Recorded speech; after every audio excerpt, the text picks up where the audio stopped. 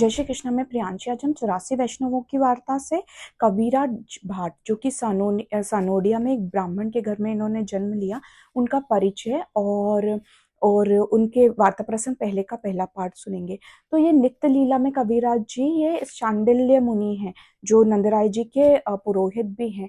और यहाँ पर इन्होंने एक ब्राह्मण परिवार में मथुरा में जन्म लिया। तो ये 3 भाई हैं, 2 तो इनके भाई हैं वो बड़े मूर्ख हैं, और ये कविराज जी ये राजा के देवी देवता के कविताएं करते हैं, इसलिए कविराज नाम से विख्यात हैं।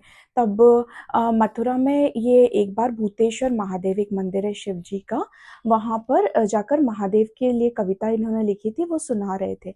तब आपशी उस समय विश्रांत घाट पर संध्या वंदन के लिए आए। तब इन्होंने आपशी को वहां पर देखा। तब आपशी को देखकर इनके मन में विचार आया, ये तो कोई बड़े पंडित नजर आते हैं, इनसे कुछ वार्ता किए जाए, इनसे कुछ प्रश्न पूछे जाए। तब ये आपशी के पास आए, आपशी को दंडवत प्रणाम करी और आपशी से पूछते हैं, महाराज देवी बड़ी है या महादेव? तब आपशी ने इनको मुस्कुराकर कहा, श्री ठाकुर जी बड़े हैं। तब इन्होंने फिर से पूछा, महाराज महादेव और श्री ठाकुर जी दोनों ही भगवान हैं, तो फिर दोनों में क्या अंतर है? तब आपशी ने इनसे कहा, जो तुम्हें तुम्हारे मन में, जो तुम्हें अपने हृदय से तुम्हें जो बड़ा लगे उसे बड़ा मानो।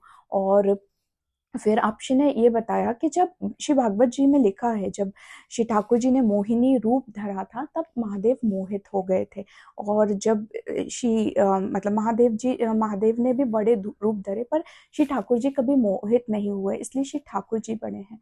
और यहाँ पर एक और संवाद है जो कि माता पार्वती और महादेव के बीच में आता है, गोपाल सहस्त्र नाम में। उसमें महादेव ने अपने मुख से स्वयं ये बात बोला है कि श्री ठाकुर जी की व्याख्या करी, श्री ठाकुर जी के वर्णन किया, श्री ठाकुर जी के महात्मा को बताया है।